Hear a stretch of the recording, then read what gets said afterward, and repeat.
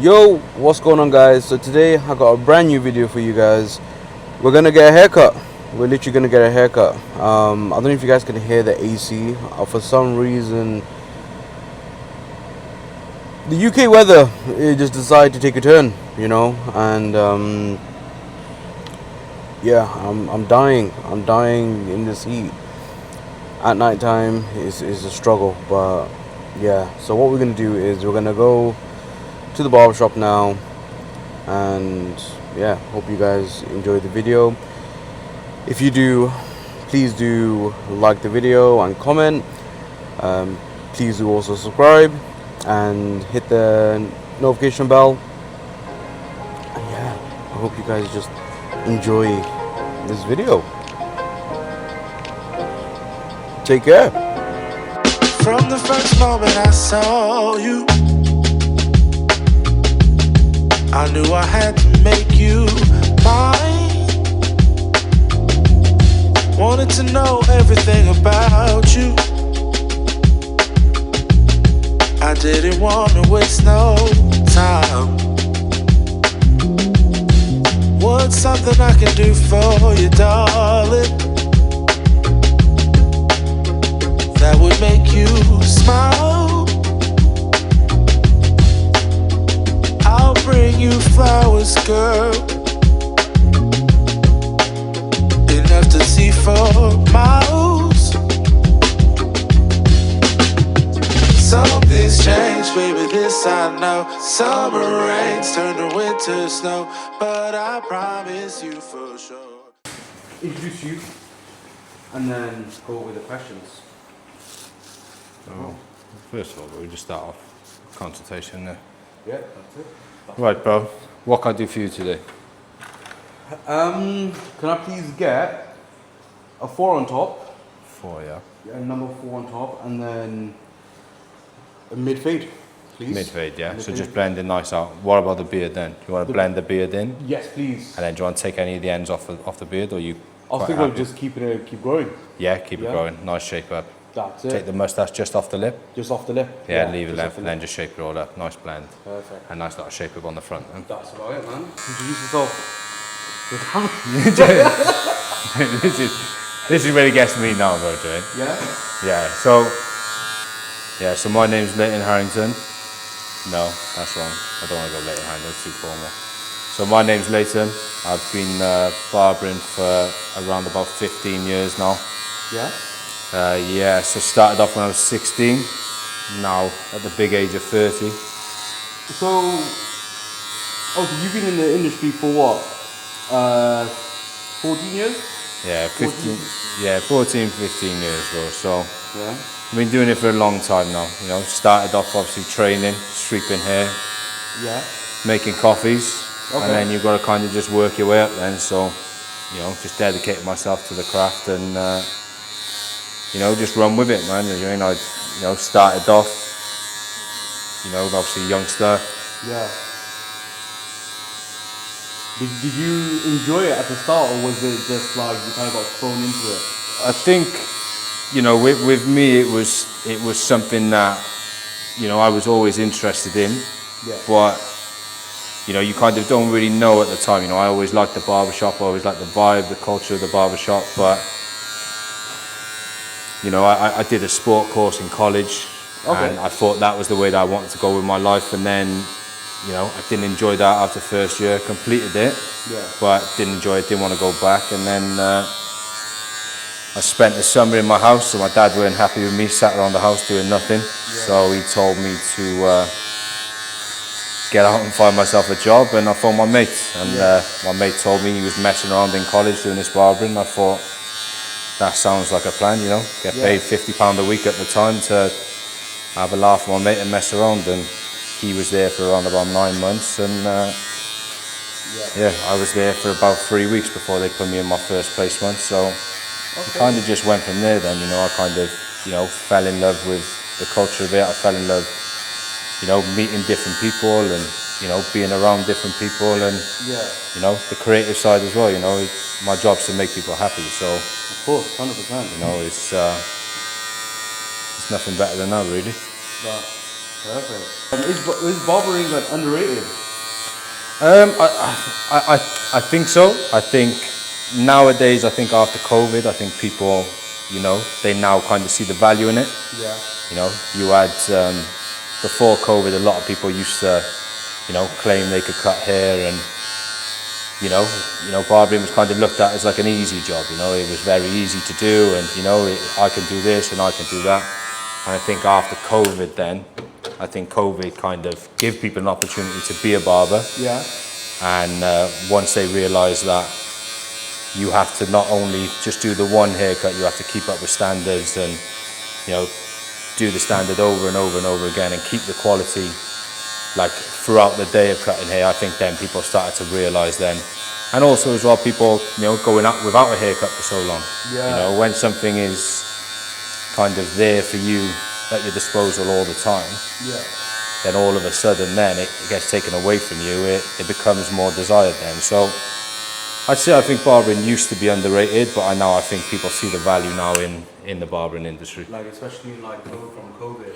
Yeah, so from COVID I think that was a massive change, for us in the barbering world. And yeah, because a lot of during COVID times obviously everything was closed, so yeah, they didn't really have much of an option but to cut each other's hairs and go from there. Yeah, and I think as well with barbering as well, like kind of the game changed after COVID, like it brought in, I went from a walk-in barber to, appointment barber. So it gave a lot more structure to like me and my customers and, it gave a lot more, accessibility, to be able to book in for times and, it's gone are the days now of waiting, 4 hours for a haircut. And I think, when we were younger, that was okay because, like the barbershop was, it's more of a day out, when you're 18, 19 years old.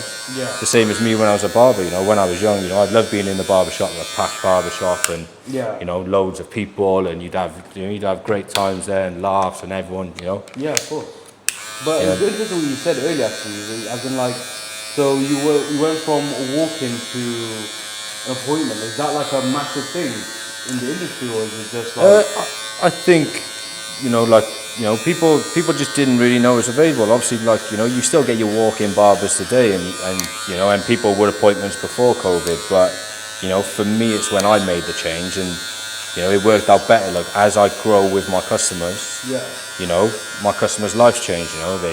They have girlfriends, they have wives, they have kids, they have jobs, they have, and you can't sit around in a barbershop now for 4 or 5 hours on a Saturday. You got family to spend time with, and kind of with us now understanding that and introducing appointments, it makes it a lot more easier for people to be organised around the barbershop. Whereas before, you go and sit down for 4 or 5 hours, and it's not, for me personally, it's not a way, because it's given structure to my life now as well. Like I know what time I finish every day, and I know what time I start. Like in the walk-in barbershops, you could turn up one day and you wouldn't have a customer till 11 o'clock. You could turn up one day and you could have 20 people waiting outside. There's more of a structure. Yeah, well, even like finishing times, like you close the doors at 6 o'clock, whatever was left in the shop at 6 o'clock, you had to cut. So, if there's 10 people there at 6 o'clock and you finish at 6:30, you're not making a move until, 9, 10 o'clock in the evening, and you haven't got a choice. But with the appointments, it kind of takes that away. It gives everyone's life a little bit more stability, Do people underestimate how hard fades are? Yeah, so I think our job as barbers, we make it look easy, I think once you've done something so many times and you understand what you're doing, then, all of a sudden then it does look easy, and, for me now it's autopilot, it's the same as driving a car, you don't think about changing gears, you just, you've done it so many times, you know what you're doing, so I think that it's not so much underestimating, how much the hit, how hard it is to cut hair. It's more kind of, we make it look easy. But then I think you then talking then about so many different styles then, it's like everyone's hair is different. So there's still work to be done. Even though it is autopilot, there's still work to be done with hair textures, you know, the way things blend, you know, you still got to be, you know, your mind's still got to be switched on to understand, you know, you could take a little bit from someone's hair and then take the same bit from somebody else's and they'll look completely different. So there has to be autopilot, but there also has to be the knowledge of barbering. So I think, you know, to do that, you kind of like, still to this day now, I've been doing it for 15 years, but, you know, there's still loads of barbering accounts that I follow, you know, I'm still, you know, trying to watch videos whenever I can and still trying to learn about, you know, the next trend. Like at the moment now, it's kind of, you know, your scissor work has to be on point now because every style now is kind of going a bit longer now. So, you know, you kind of, for a long time, it wasn't really about the long styles. It was more about, you know, the short, skin fades, you know, and sharp beards. And whereas now you're kind of noticing this trend of, you know, your taper fades and your longer haircuts. So, you know, the barbering game, it always adjusts, you know, as you work through it, as you work through the years, it kind of adjusts the style, you know, and some styles repeat themselves, some styles are new, you know, so there's styles you never heard of, and then sometimes, you know, it's just a style that you haven't done for a very long time. So like, when it comes to different types of hair, what would you say is like the most difficult one, especially at the start? Like, of course, you know, you've got like thick hair, then you've got like I think hair, then, like afro hair. Yeah, I think afro hair was always a difficult one. But you know, I was, you know, when I first started barbering, you know, it's like, you know, I was really passionate about, you know, being a barber and, you know, being in the game, and, you know, I wasn't really one of those people that would say no to anything, you know, so I kind of really put myself out there as a barber when I first started, so I learned all different types of hair, and kind of when I moved towards a barbershop down towards City Roads, it showed me a lot more culture, you know, it showed me a lot of different, you know, people from different backgrounds and, you know, with different types of hair and all stuff like that. So it was very easy to kind of adapt to the different styles, you know, because no one's hair was the same, you know. It was like the first barbershop that, you know, I worked in, it was very kind of, you know, your short back and sides. You know, they were like, you know, beards weren't really a thing. Yeah, it was just like your standard short back and sides. It was a gentleman's barbershop, and then when I moved to the second barbershop, you know, then become like all like the skin fades and the thing. But yeah, I think afro hair, just because of the way, you know, with the curls, you know, they don't sit down to the head. So there's a lot more kind of manipulation on the hair that you have to do to be able to cut afro hair. You've got to change directions and so on and so forth. So yeah, it's you know, afro hair was the one I had to spend the most time on to get used to it. How long would it take you, like, as well, back then? Like, would it take you longer than an hour?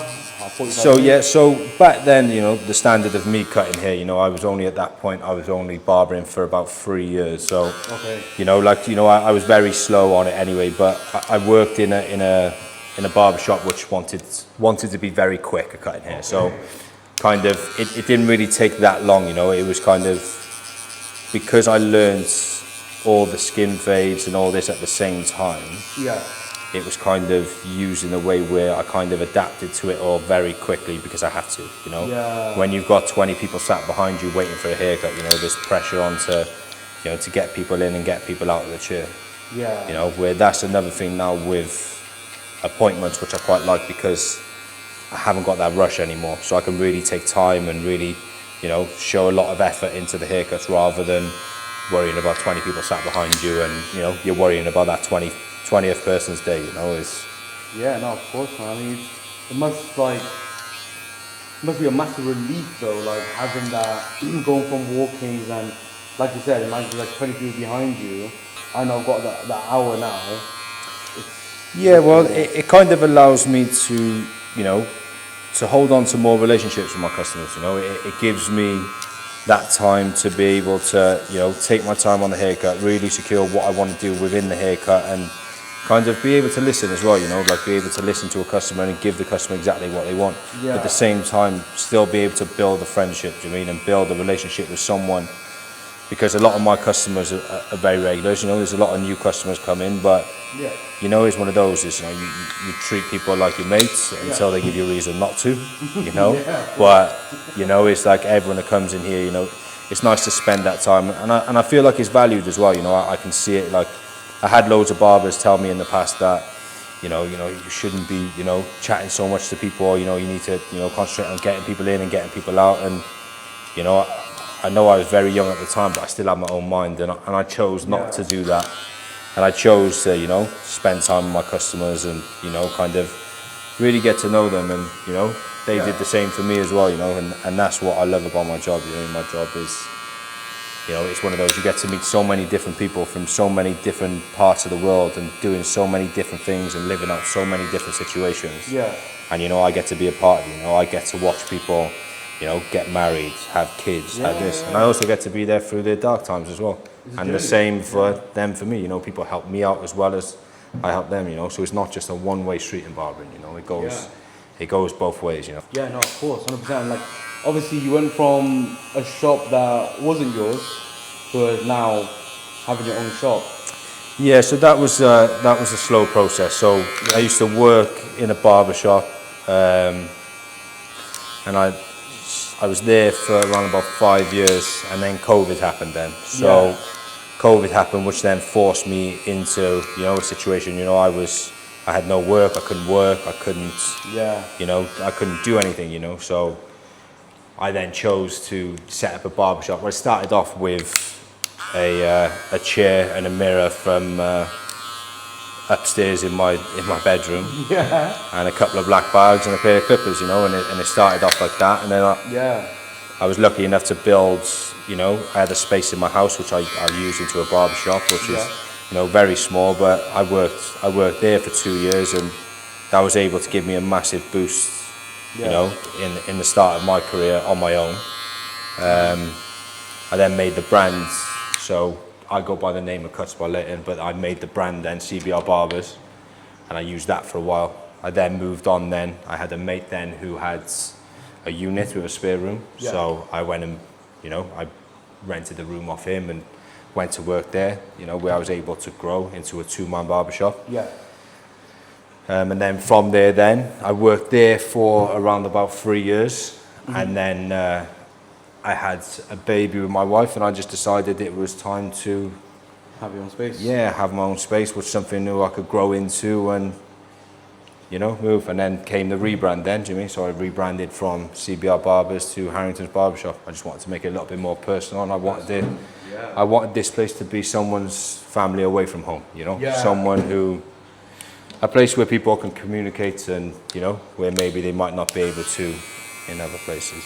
Yeah, no, that's definitely, I mean, I can't lie, even from the last place to this place, this is a lot bigger space-wise. So. Yeah, so it's got a little bit more room to grow in, so, like I'm not in a rush at the moment, like I'm here working on my own at the moment, but, I got a new family at home, so I choose to spend my time there, do you mean? After working for a while, I realised that, right now it's time for me to, just concentrate on, cutting hair, getting it done, cut my hours back, and then, when the time is right, then you look to grow, and you look for those barbers then, So I'm looking forward to what the future has, but I'm not in a crazy rush to get to the future. Yeah, no, 100%. I mean, there you go, guys. You heard it. He might be looking for some people to work with him. That's it, Jimmy. If the place suits you, then let me know. What separates a good barber from a bad barber? I think that's a difficult one, because I think people are good in their own ways, and people like different things, So, what somebody might like in here, they might not like somewhere else, and the same vice versa, Some people don't like the appointments. They don't like, to be, they don't like to be booking appointments in advance because they might not be able to make the times, or so there's different things. But I think all in all, a good barber, I think if you care about your customers and you look after your customers, I think don't chase the money. I think if you're good at what you do, then the money follows. I just think a good barber is somebody who listens, gives the customer what they want, and just has a laugh, man. Like people. This world is such a serious place, and I think sometimes, it's nice for people to take a break from that world and, come and look after themselves, and especially for men, like a lot of men, this is all we got, you know, is a barbershop, you know, so I think it's important to, you know. Yeah, no, 100%, because even for me, like, sometimes, actually, I say sometimes, most of the time, actually, like, I actually look forward for my haircut. You know what I mean? Yeah, Well, well, I think it's just because of the first time I ever come to you, you've always given like that open arms, and it just felt so comfortable. It's just, yeah, for me, it's just a matter of, I think it's just that comfortability, and I'm just enjoying my time here. I think there's a lot of pressures in life, and any chance you get to kind of have a downtime and be able to, you know, switch off for 5 minutes, I think is always important for anyone in life, really, you know, to find your times and, you know, and really just enjoy yourself, man, and just... Yeah. So what's the one thing that guys do wrong with their hair? I think a lot of people, one thing that I notice, a lot of people, they don't use product. Product? Yeah, you know, product, it's not really a thing that men are used to, you know. I think a lot of people, they kind of want a hairstyle, and, you know, there's only so much work we can do as well, you know, as barbers. You know, I can get it to a certain extent, but sometimes, you know, you do need a little bit of help within the product, and, you know, to help it to get that extra step. You know, you can't all the time just, you know, show a picture of, you know, a model and be like, I want a haircut like that, where that guy spent 3 hours in hair and makeup, and you know, he's got a private barber, and he's got, you know, we can only take you, you know, so far the way. You know, if you're not going to style it, and you're not going to get that extra.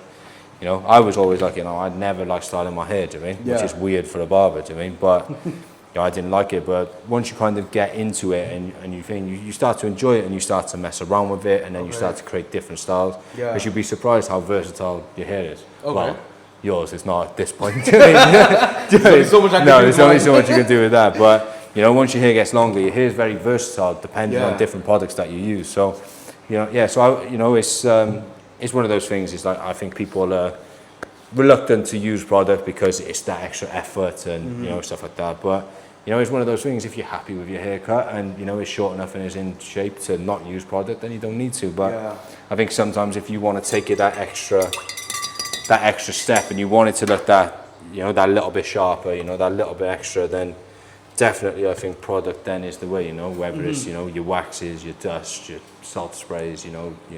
So what benefit does salt spray do? Like, for the people that don't know. Salt spray is just like, it's more of like a texture product. So, you know, it gives you, you know, if you're looking for like, you know, you usually use like beach curls and stuff like that. But a lot of people now, you can use it in like short styles as well, you know, to get texture, to get volume. You know, like a salt spray is usually more of a foundation kind of, you know, like a mousse or, you know, something like that. You use it, dry it into the hair, and then you could use then, you know, wax then on top to adjust it, you know. It's only a light hold, there's nothing crazy. Okay, so, you know, like, lengthwise, doesn't matter? Like, obviously, I wouldn't really use it on mine, but on my hair, but like, would you say like medium to long?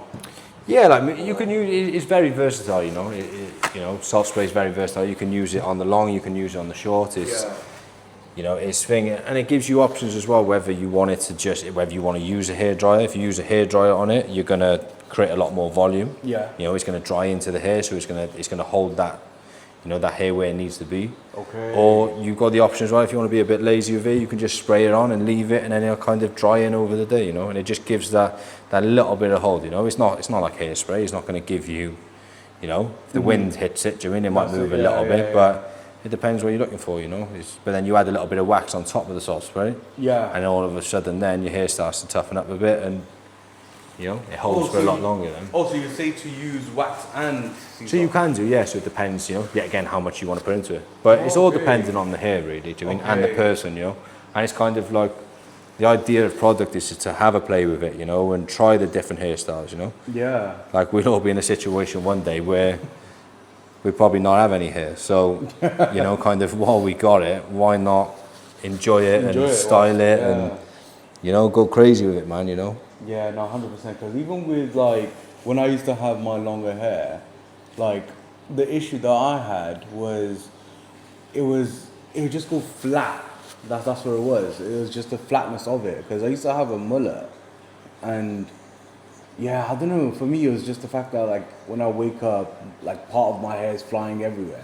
Yeah, so And that's another thing as well. Is like, you know, once you start to grow out a style, it kind of like you gotta kind of really stay on top of it. Then, you know, like my hair in the morning now, like I can't just wake up and go down the shop. You got no chance. I mean, it's you know, Yeah. it looks nice and styled now, but you know, in the morning it doesn't look like this. You know, I've got to, you know, get in the shower every morning to wet my hair down to reset it. You know, How long or do you put a take? hat on it. Do you think? Yeah, how long do you take to like, well, get ready with, especially like your hair and stuff? My hair now probably takes me, you know, a couple of minutes in the morning now. I'm quite, you know, I don't use a hairdryer on it.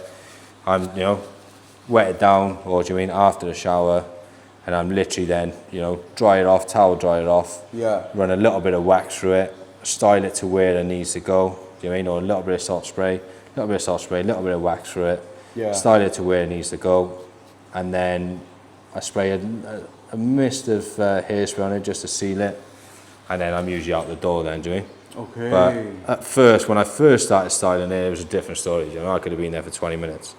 You know, because yet again, it's new to you. You know, like with me now, is like I've started this so many times now. I don't really care. Yeah. You know, I just go right. That looks nice, and that's it. Whereas, I think the hardest thing to get through is that, oh, you know, I look weird, or oh, you know, people are gonna be like, oh, look at your hair, or you know. But one thing you realise is that nobody really cares. Yeah. Do you know what I mean? Yeah. Nobody really cares. It's more, your hair is more for you than anyone else, you know? 100%. Like to anyone else is, you know, it's just your hair. Yeah. I was going to literally say, like, what would be your advice to people that do want to explore different options and, you know, try different style? Like, because a lot of people do get scared and, like, they're kind of worried about, like, oh, this is not going to look... Like, for example, like a slick back or, you know, parting their hair in the middle. I think the advice that I always give to my customers is that, you know, like have a go when you get home. You know, like you finish your haircut today and you go home and you're going to go in the shower. So Yeah. why not, you know, grab a bit of wax and, you know, play with a brush and some wax and, you know, Yeah, just play around with it. yeah, play around, then wash it off then, you know, you haven't got to see anyone, you haven't got to do anything. And then start off, you know, like you take the dogs for a walk around the block, you know, style your hair to do that, see how you feel, you know. Go pop to the shop to grab some milk, you know, style your hair for that. You know, it's all about, you know, building that confidence and kind of doing different things. And once you've kind of done it once or twice, it's usually the compliments. Yeah? Yeah, it's usually the compliments. Like usually like once you get, oh, your hair looks nice, mate. Oh, wicked. Yeah. You know, and then all of a sudden then you try something else and then you get another compliment and then all of a sudden then It's that confidence, isn't it? yeah, it's the confidence. It's the Once you confidence start getting, you know, those compliments, then it, you know, it starts to become easier to change your style and, you know, to rock it. You know, and I think that's been the case for me. So Yeah, no, 100%, and yeah, that's pretty much what it is. Because even with me, I can't lie, like I was quite scared to like obviously go short, but the moment I started getting compliments, my confidence just went up. yeah, well, this one, Completely. well, I remember you saying, do you mean it was, you know, it was a very big thing to take off your hair when we took it off, and you know, it was a massive deal for you, you know. Yeah, massive. And very, then very the big. next time I seen you, then you were like a different person with it, you know. Yeah. I thought when you left, you weren't, you know, as happy. Not so much as happy, but I don't think you were very confident with it. Yeah, but by the that's time I what seen it you is. next time, Yeah. you know, this is like the 8th time we've done it now. Yeah, do you know? 100%, So yeah, exactly. something must have gone right for you to No. be able to have it this many times. You And know? that's all it is. I think it's just the confidence within it. And for me, it's just, yeah, for me, like, I'm very self-conscious. Like, I always think, like, oh, damn, do I look good like this? Do I not? And the moment I started getting confidence, I was like, all right, cool. You know what? I look somewhat really good. Yeah, and I think you just got to ride that into, you know, you got to kind of understand that, you know, it's good to try different things, and you know, and I think definitely as well, you know, if somebody's going to take the piss or if somebody's going to take the mickey out of you or whatever, then you know, it's more on them. You know, it's more probably they haven't got the confidence to try something new, and that's why they're kind of targeting you. So you know, it's kind of, you got to kind of be compassionate for them rather than, you know, kind of, you know, change the way that you are because somebody else has said something. You know, I've been in multiple situations where, you know, I did it before. I remember I had no beard and a mustache, and Yeah. someone said I looked weird, and 3-4 weeks later, then he complimented me on the same thing. So, Yeah. you know, people's opinions have changed, man, and No, 100%. you know, you got to just do what makes you happy, and I think that's the way forward. Of course. I mean, finally, oh, loving it, bro. Love it, love it, love it. Finally, what's next for you, man? Next for me now, at the moment, I want to chill out with my family a little bit. Yeah. Yeah, I'm kind of enjoying myself at the minute, chilling with my family, but, you know, when the time comes, you know, it's time to, you know, finally, I feel like I've been working on my own now for a long time. Yeah. And I enjoy it. I enjoy, you know, the one-on-one with the customers. You know, I feel like it's such a nice experience. But, you know, my goal is to get other barbers to live their dream as well. Yeah. You know, my goal is to put other barbers in a situation where, you know, they can become successful in their graft and in their creativity and, you know, become a better version of themselves. You know, I had a lot of people, you know, who went against me in my barbering career to try and get me to stay where they wanted me to be. Yeah. And for me, it didn't rub me up in the right way. For me, it's, you know, barbering, somebody's always going to want to open up their own shop. Yeah. Somebody's always going to want to move on, and somebody's always going to do that. So if I have an understanding of that, and I can bring the right people here who want to grow with me and, do you know what I mean, grow my business and grow my brand to then get to their own level, you know, I can help that. You know, and that's the direction that I want to go in now. I want to be able to be, you know, solid, part of that, you know, and, you know, just help people out, man, because I might not have had the opportunity when I was younger, and I think it's, you know, for me, it's, I don't see how I was treated a certain way, then I can go and treat someone the same way, you know? Yeah. Sometimes you have to break the cycle, and that's what I want to do in here. How are we looking, my brother? I love it, man. I love it, as always, bro. Always. Back to normal. From the first moment I saw you, I knew I had to make you mine. Wanted to know everything about you. Because you know in my other videos, I ain't got a trim. So it's like, for me, it's just, I'm thinking to myself like, damn, I need to get a trim somewhere one of these days. But thank you very much, guys, for watching. It has been a pleasure. Well, thank you very much, Leighton. Really appreciate it. I mean, do you want to let people know where you're based and where to find you? We're based at Wilcox House down Cardiff Bay. Yeah, on the website Harringtons Barbershop. .com and the Instagram Harringtons Barbershop. And also you can book through the app as well. Yeah, book through the app. All that information will be there for you. It's a lot easier to book through the app actually. So if you guys do want to book through the app, I highly recommend it. But yeah, thank you very much, guys. Yeah, thank you very much. Here we are, bro. We got there, bro. We got there.